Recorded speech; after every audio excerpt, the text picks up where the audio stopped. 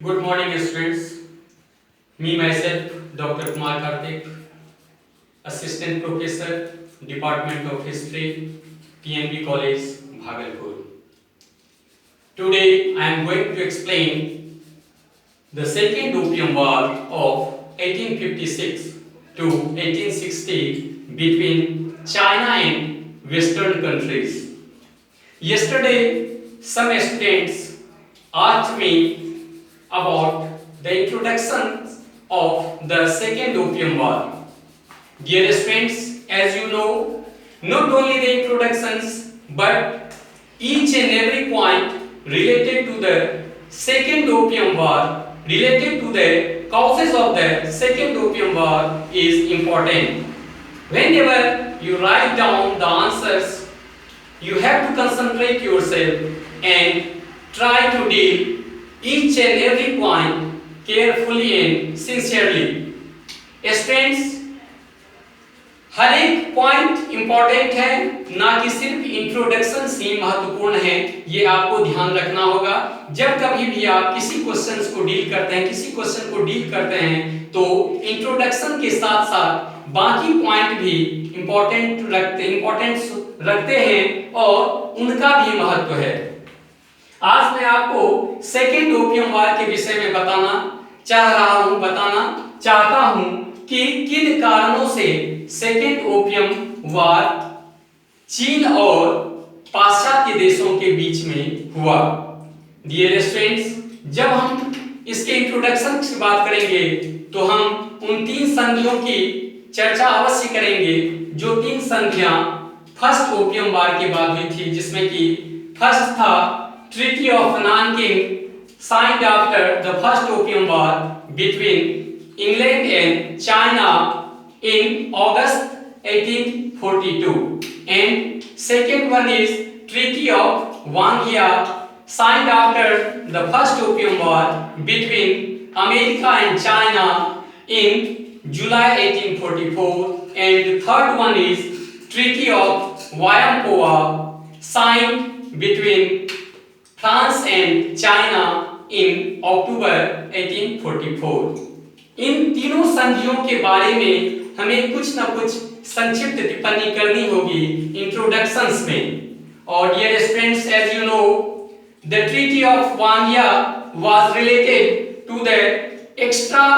Territorial rights, and extraterritorial rights के अंतर्गत American नागरिक को बहुत ज्यादा सुविधाएं मिली थी। 21st article of extra territorial rights and 24th and 25th article of extra territorial rights के द्वारा अमेरिकी नागरिक को बहुत ज्यादा सुविधाएं मिल गई थी। 21st आर्टिकल के द्वारा उन्हें क्रिमिनल्स मामले में, फौजदारी मामले में छूट मिली थी, और 24th एंड 25th आर्टिकल के द्वारा उन्हें दीवानी मामलों में छूट मिली थी कि अगर कोई भी अमेरिकी नागरिक किसी प्रकार के फौजदारी मुकदमे या दीवानी मुकदमे में संलिप्त पाए जाते हैं तो उस पर मुकदमा अमेरिकी अदालत के अनुसार चलेगा और चीनी नागरिकों के ऊपर चीनी अदालत के अनुसार। और यही एक्स्ट्रा टेरिटोरियल राइट्स का बाद में पाश्चात्य देशों के नागरिकों ने, व्यापारियों ने गलत फायदा उठाया। तो डियर स्टूडेंट्स, आज हम चर्चा करने जा रहे हैं कि सेकेंड ओपियम वार के मुख्य कारण क्या हैं। आपको पता है कि अमेरिका और फ्रांस के साथ जो चीन की संधि की गई थी प्रथम अफीम युद्ध के बाद, उसमें एक धारा ये भी था, इस चीज का प्रावधान था कि 10 वर्ष के बाद इस संधि का पुनरावलोकन होगा या पुनरीक्षित किया जाएगा ये। लेकिन इस संधि के 10 साल बीते जाने का एक बहाना था। ब्रिटिश नागरिक या ब्रिटिश सरकार, अमेरिकी सरकार और फ्रांसीसी सरकार चाह रहे थे कि कोई ना कोई मुद्दा बनाकर चीन के साथ युद्ध किया जाए और चीन से अधिक सुविधाएं प्राप्त की जाए। चीन का जो विशाल बाजार उसके सामने उपलब्ध था, अपनी साम्राज्यवादी नीति को विस्तृत करने के लिए उसके सामने चीन का विशाल बाजार उपलब्ध था। तो ब्रिटिश सरकार, फ्रांसीसी सरकार और अमेरिकन सरकार, तीनों सरकार की यही इच्छा थी कि किस प्रकार बंदरगाहों के साथ साथ चीन के अंदरूनी भागों में प्रवेश किया जाए, अपनी साम्राज्यवादी नीति को विस्तृत किया जाए, और उसका वो बहाना खोज रहे थे कि कोई ना कोई मौका मिले और हमें चीन के साथ युद्ध करना पड़े। डियर स्टूडेंट, जब कभी भी हम सेकेंड ओपियम वार के कारणों की चर्चा करेंगे तो पहला कारण हम देंगे चीनी शासकों की अयोग्यता। आपको पता है कि फर्स्ट ओपियम वार के समय भी मंचू सम्राट का शासन था, उस समय में ताओ फुआंग शासक थे, और इस समय में सेकेंड ओपियम वार के समय में ताओ फुआंग का पुत्र सियन फेंग, जो कि 1850 ईस्वी में गद्दी पर बैठा, उन्होंने 1850 से 1860 ईस्वी तक शासन किया, यानी कि सेकेंड ओपियम वार सियन फेंग नामक मंचू सम्राट के शासनकाल में हुआ था। तो हमने पहला पॉइंट दिया है चीनी शासकों की अयोग्यता, जिसको आप कह सकते हैं चीनी शासकों की अदूरदर्शिता। अभी भी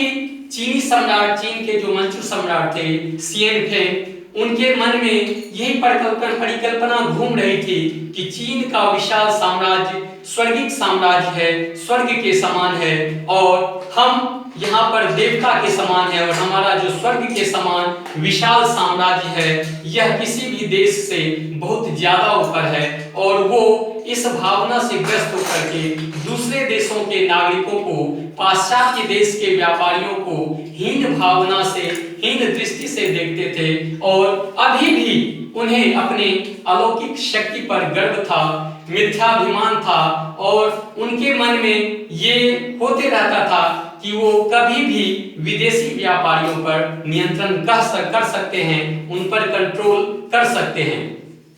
उन्हें यह भी मिथ्याभिमान था कि वो चीन की अखंडता को बरकरार रख सकते हैं, किसी भी दूसरे देश, किसी भी पाश्चात्य देशों की यह शक्ति नहीं है कि वह चीन के साम्राज्य को विखंडित कर सके।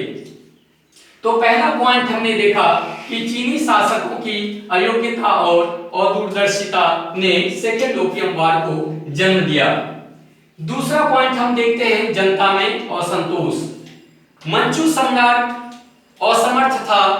वो विदेशी व्यापारियों को, विदेशी साम्राज्यवादी नीति को विस्तृत होने से रोकने में असमर्थ था, जिस कारण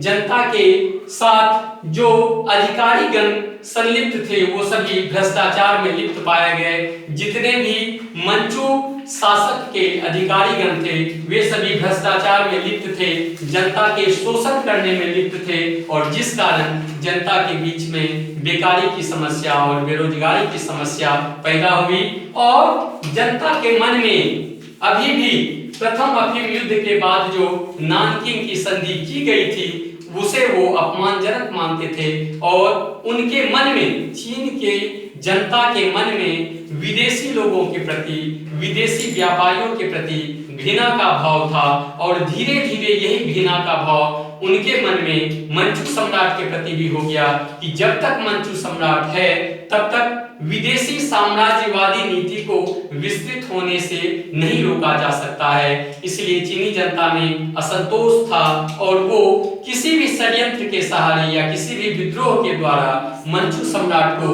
पदच्युत करना चाहते थे। तो दूसरा पॉइंट हमने देखा जनता में असंतोष। अब तीसरा पॉइंट हम लोग देखते हैं श्रम शक्ति का शोषण। डियर स्टूडेंट, जैसे ही अधिकारीगण में भ्रष्टाचार और सभी अधिकारीगण भ्रष्टाचार में लिप्त थे, नागरिकों का शोषण हो रहा था, इस वस्तु स्थिति का फायदा उठा करके विदेशी व्यापारियों ने चीनी नागरिकों को बलपूर्वक मजदूर बनाना शुरू किया, और उन्हें बाहरी देशों में, क्यूबा और पेरू जैसे देशों में भेजना शुरू किया। उन्होंने मंचू सरकार के कायदे कानून की धज्जियां उड़ाते हुए चीनी नागरिकों को मजदूर बनाकर बाहर के देशों में भेजना शुरू किया, जहां उन पर कई प्रकार के कठोर नियम लागू किए गए थे, जिससे वो त्रस्त थे।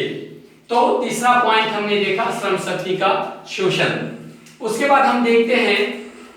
चीनी जहाजों से अवैध वसूली। जिस समय में चीन के जहाज किसी भी बंदरगाह के निकट ठहरे हुए रहते थे तो उस समय में शिप पीरेट्स का भय रहता था, उस समय में जलदस्युओं का भय रहता था, जल डाकुओं का भय रहता था। तो ब्रिटिश सरकार के जो अधिकारीगण थे वो बराबर इस बात को लेकर के चीनी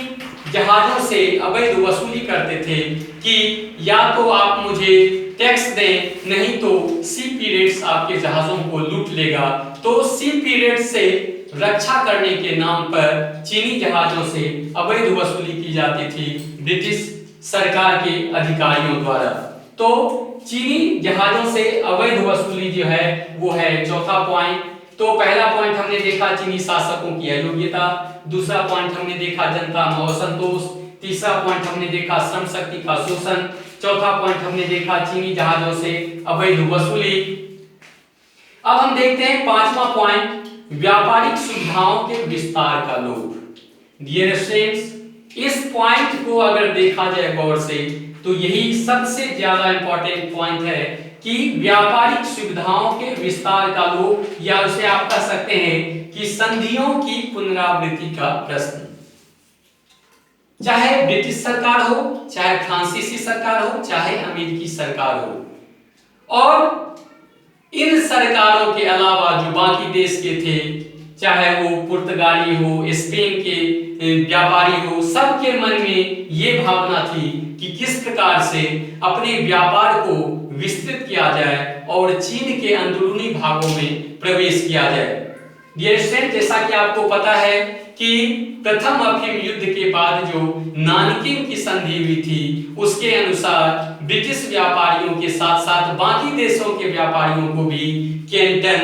अमोय, फुचाऊ, निगपो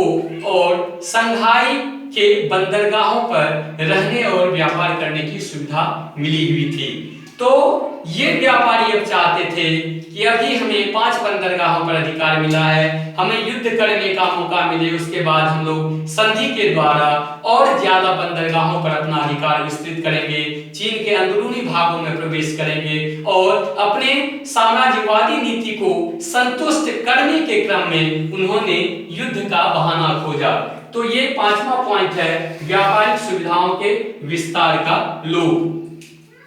उसके बाद हम आते हैं छठा पॉइंट, राज्य क्षेत्रातीत अधिकार संबंधी व्यवस्था का अतिक्रमण। डियर स्टूडेंट्स, मैंने आपको बताया था कि अमेरिका के साथ जो संधि की गई थी उसमें मैंने आपको बताया था कि एक्स्ट्रा टेरिटोरियल राइट्स की 21वीं धारा से क्रिमिनल मामले में और 24वीं और 25वीं धारा से दीवानी मामलों में अमेरिकी नागरिकों को छूट मिली थी, और उसका अनुसरण करते हुए चीनी नागरिकों के साथ अमेरिकी नागरिक के यदि झगड़े हों तो उस पर अमेरिकी कानून लागू होंगे, अंग्रेजी व्यापारियों का अगर झगड़ा हो तो उस पर अंग्रेजी कानून लागू होंगे, फ्रांसीसी व्यापारियों का अगर झगड़ा हो तो उस पर फ्रांसीसी कानून लागू होंगे।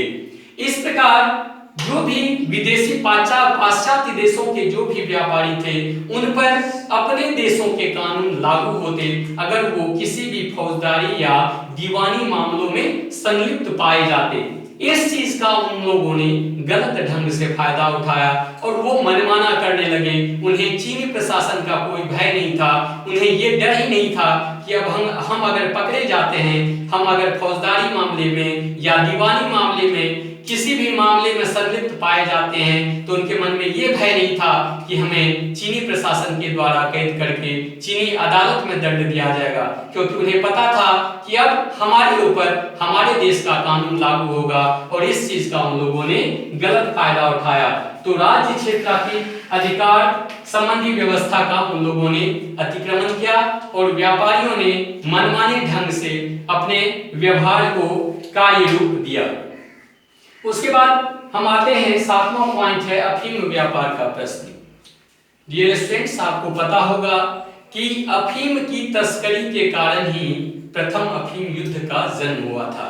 यानी कि प्रथम अफीम युद्ध जो कि 1839 से 1842 ईस्वी तक चला था, उसमें अफीम की तस्करी मुख्य मुद्दा था। यानी इंग्लैंड के व्यापारियों ने, ब्रिटिश व्यापारियों ने अवैध तरीके से अफीम का आयात किया और चीन के नागरिकों की नैतिकता को पतन के गर्त में भेजा और उन्हें आर्थिक रूप से भी क्षतिग्रस्त किया। लेकिन दुर्भाग्यवश जिस अफीम के प्रश्न पर प्रथम अफीम युद्ध हुआ था, उस नानकिंग की संधि में, जब ट्रीटी ऑफ नानकिंग हुई थी प्रथम अफीम युद्ध के बाद, उसमें अफीम के व्यापार संबंधी कोई चर्चा नहीं की गई थी और किस प्रकार पाश्चात्य देशों के व्यापारियों ने, विदेशी शासकों ने चालाकी से अफीम के प्रश्न को ही नानकिंग की संधि से अलग रखा और ट्रीटी ऑफ नानकिंग जो कि अगस्त 1842 में हुआ था, उसमें अफीम के संबंध में कोई चर्चा नहीं की गई थी और उस चीज का फायदा उठा करके अफीम की अवैध तस्करी होती रही और चीनी सरकार इसको लेकर के बहुत ज्यादा परेशान थी। वो किसी भी तरह से चाह रही थी कंट्रोल करने, लेकिन गलत ढंग से चोरी छिपे वहां के व्यापारी, ब्रिटिश व्यापारी अफीम की पेटी यहाँ कैंटन और अन्य बंदरगाहों में लाते थे और चीन के नागरिक भी चोरी छिपे अफीम खरीदते थे और इसमें चीनी अधिकारीगण भी संलिप्त थे, क्योंकि उन्हें भी नाजायज ढंग से कमाने का मौका मिला हुआ था। आपको पता होगा कि मैंने पिछले क्लास में बताया था कि 1801 में चीन में 4000 अफीम की पेटी आती थी, जो कि बढ़ते हुए जब अफीम का फर्स्ट वार हुआ है, प्रथम अफीम युद्ध, तो उस समय में 1839 ईस्वी में 30,000 पेटी आयातित की गई और यही बढ़ते हुए 1859 के टाइम में 300% वृद्धि हुई व्यापार में। अफीम के आयात में 1839 से 1859 के बीच में 300% की वृद्धि हुई और पेटियों की संख्या बढ़कर के 50 से 60,000 पेटी हो गई। तो आप सोच सकते हैं कि अफीम की अवैध तस्करी अनवरत रूप से सुचारू ढंग से चल रही थी और चीनी नागरिक दिनों दिन अफीम नामक मादक पदार्थ के चंगुल में फंसते जा रहे थे। तो डियर स्टूडेंट्स, ये जो है अफीम व्यापार का प्रश्न, ये सर्वाधिक महत्वपूर्ण है कि जिस अफीम को लेकर के प्रथम अफीम युद्ध हुआ, उसी अफीम ने फिर एक भूमिका निभाई थी सेकेंड ओपियम वार में भी। और इस अफीम के चलते व्यापार संतुलन जो था वो वेस्टर्न बिजनेस पर्संस के फेवर में था और जो भी अफीम के बक्से आयातित किए जाते थे और अफीम को खरीदने के क्रम में चीन से चांदी बाहरी देशों को जा रहा था, यानी कि व्यापार संतुलन अंग्रेजी व्यापारियों के पक्ष में था और इंग्लैंड के व्यापारी अफीम आयातित करते थे और बदले में उन्हें बहुत सारे चांदी के सिक्के मिलते थे और इस प्रकार व्यापार संतुलन यूरोपियों के पक्ष में था, इंग्लैंड के व्यापारियों के पक्ष में था और चीन को आर्थिक रूप से बहुत क्षति हो रही थी, नैतिक रूप से बहुत ही घाटा हो रहा था और इस विषय पर चीनी सरकार बहुत ज्यादा चिंतित थी। उसके बाद हम 8वां पॉइंट देखते हैं, सीमा शुल्क संबंधी मामले। डियर स्टूडेंट्स, आपको पता होगा कि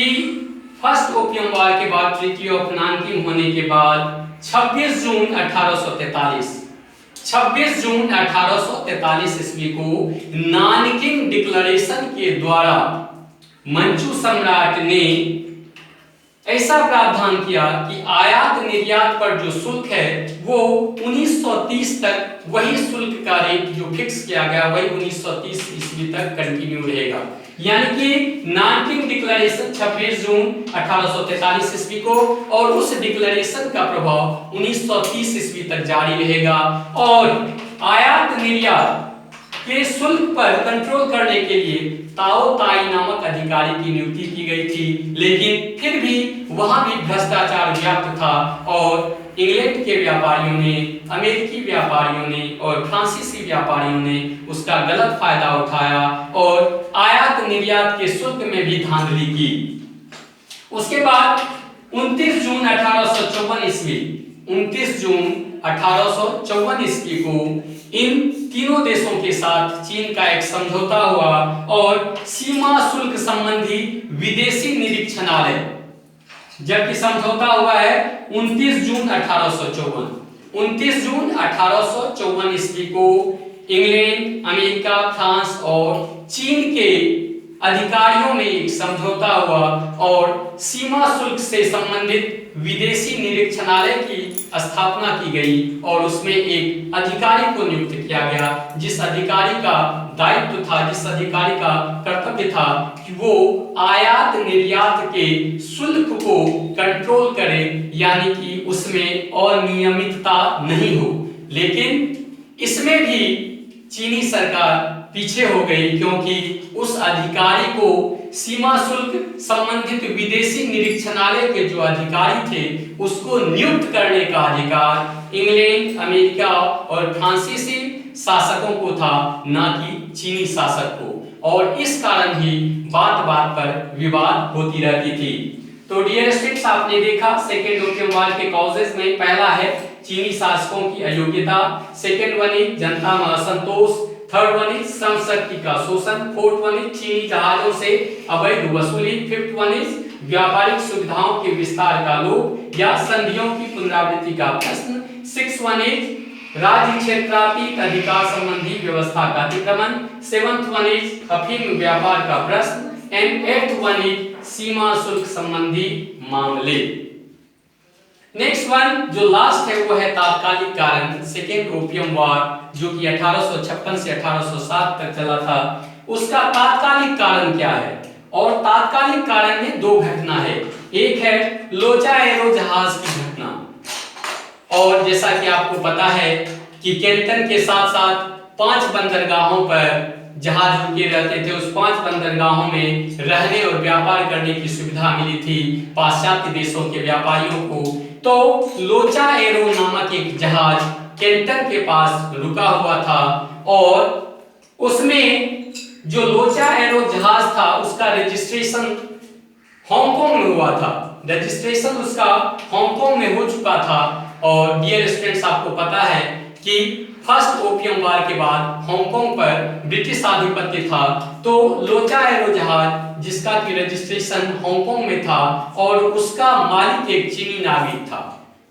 रजिस्ट्रेशन हांगकांग में होने के कारण ब्रिटिश सरकार कह रही थी कि उस पर उसका अधिकार है, जबकि चीनी सरकार का कहना था कि लोचा एरो का मालिक जो है वो चीनी नागरिक है, इसलिए वो मेरे कानून के अंतर्गत आता है। और घटना ये हुई कि किसी ने चीन के अधिकारी से जाकर कहा कि लोचा एरो जहाज में एक सी पीरेट, कुख्यात सी पीरेट छिपा हुआ है, और उस सी पीरेट को खोजने के क्रम में जब चीनी अधिकारी को ये पता चला कि उसमें कोई सी पीरेट, कुख्यात सी पीरेट छुपा हुआ है, जल डाकू छुपा हुआ है, जलदस्यु उसमें छिपा हुआ है, तो उसको खोजने के क्रम में चीनी अधिकारियों ने लोचा एरो के 12 सदस्यों को गिरफ्तार कर लिया। और आपको पता है, मैंने कहा आपको कि वो जहाज लोचा एरो जहाज रजिस्टर्ड था हांगकांग में, लेकिन उसका मालिक चीनी नागरिक था और उस पर इंग्लैंड का झंडा फहरा रहा था। और जल डाकू को खोजने के क्रम में, कुख्यात जलदस्युओं को खोजने के क्रम में उस जहाज पर के 12 सदस्यों को चीनी अधिकारियों ने गिरफ्तार कर लिया। और जैसे ही गिरफ्तार किया गया, ये घटना है 8 अक्टूबर 1856 की। 8 अक्टूबर 1856 को चीनी अधिकारियों ने लोचा एरो जहाज के 12 सदस्यों को गिरफ्तार कर लिया। अब ब्रिटिश सरकार और चीनी सरकार के बीच में विवाद गहराता गया कि आखिर जहाज के ऊपर जो 12 नागरिक थे उनको अरेस्ट करने का अधिकार चीन को नहीं है, लेकिन चीनी सरकार का कहना था कि चूंकि लोचा एरो जहाज का मालिक चीनी नागरिक है, इसलिए उस जहाज पर चीनी कानून लागू होगा, जबकि ब्रिटिश सरकार का कहना था कि लोचा एरो जहाज हांगकांग में रजिस्टर्ड है, इसलिए उस पर ब्रिटिश कानून लागू होगा। और इस मामले को लेकर के विवाद गहराने लगा और उन्होंने 2 शर्त रखी, ब्रिटिश सरकार ने 2 शर्त रखी कि जल्द से जल्द उन 12 सदस्यों को छोड़ दिया जाए और चीनी सरकार इसके लिए माफी मांगे। और ये स्टूडेंट्स, ये घटना है आपको 8 अक्टूबर 1856 की। और उसके बाद जब ब्रिटिश सरकार ने प्रेशर दिया तो 22 अक्टूबर को उन 12 सदस्यों को छोड़ दिया गया। चीनी सरकार ने उन 12 सदस्यों को छोड़ दिया जिसे लोचा एरो जहाज से अरेस्ट किया गया था। लेकिन चीनी सरकार ने माफी मांगने से इनकार कर दिया और इस चीज को लेकर के अब ब्रिटिश सरकार को मौका मिला, बहाना मिला युद्ध करने का कि चीनी सरकार ने माफी नहीं मांगी है और उन 12 सदस्यों को छोड़ने के लिए चीन का कोई अधिकारी उसके साथ नहीं आया है। इन दो मुद्दों को लेकर के ब्रिटिश सरकार को युद्ध का मौका मिला और वो इसी फेर में थे कि किस प्रकार चीन के साथ युद्ध शुरू किया जाए। और इसी समय फ्रांसीसी पादरी को फांसी देने की घटना ने आग में घी का काम किया। डियर स्टूडेंट्स, 1856 में 1856 में एब्बे सेप्लेन नामक फ्रांसीसी पादरी को चीन के अधिकारियों ने गिरफ्तार किया और 1856 ईस्वी में उसे फांसी दे दिया गया। फांसी देने के तर्क में चीनी अधिकारियों ने कहा कि एब्बे सेप्लेन जो है वो टाइपिंग विद्रोह के सदस्यों को सहायता पहुंचा रहा था, इसी कारण उसे गिरफ्तार किया गया है। और उस फ्रांसीसी पादरी एब्बे सेप्लेन को, जो कि अपने धर्म के प्रचार में चीन के सुदूर प्रदेशों में भी चले गए थे, उन्हें गिरफ्तार करके फांसी दे दी गई 1856 में। और इसी मौके की तलाश में फ्रांस भी था कि किस प्रकार चीन के साथ युद्ध करने का मौका मिले। तो डियर स्टूडेंट्स, आपने देखा ये कारण कि सेकेंड ओपियम वॉर जो कि 1856 से 1860 के बीच में हुआ, उस समय में मंचू सम्राट सिएन फेंग थे और सिएन फेंग का भी शासनकाल मैंने आपको बताया 1850 to 1860। तो सिएन फेंग के काल में ही सेकेंड ओपियम वॉर जो कि 1856 से 1860 ईस्वी तक चला। और ये इस युद्ध के सेकेंड ओपियम वॉर के मेन कॉजेज जो हैं वो मैंने आपको बताया। पहला कारण है चीनी शासकों की अयोग्यता एवं दूरदर्शिता, दूसरा कारण है जनता में असंतोष, तीसरा कारण है श्रम शक्ति का शोषण, फोर्थ वन है चीनी जहाजों से अवैध वसूली, फिफ्थ वन इज व्यापारिक सुविधाओं के विस्तार का लोभ, सिक्स्थ वन इज राज्य क्षेत्रातीत अधिकार संबंधी व्यवस्था का अतिक्रमण, सेवंथ वन इज अफीम व्यापार का प्रश्न, एट्थ वन इज सीमा शुल्क संबंधी मामले और नाइन्थ वन तात्कालिक कारण जिसमें कि दो घटना मैंने आपको बताया, लोचा एरो जहाज की घटना और फ्रांसीसी पादरी एब्बे सेप्लेन को फांसी देने की घटना।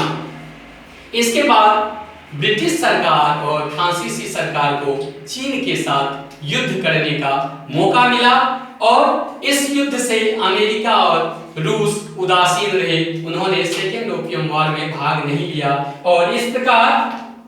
ब्रिटिश सरकार और फ्रांसीसी सरकार ने चीनी सरकार के विरुद्ध युद्ध का ऐलान किया और उन्होंने कैंटन बंदरगाह को घेर लिया और कैंटन पर विजय प्राप्त करने के बाद उनकी सेना, ब्रिटिश सेना और फ्रांसीसी सेना तिनसिन की ओर बढ़ने लगी और विवश होकर के चीनी सरकार को 1858 में तिनसिन की संधि करनी पड़ी।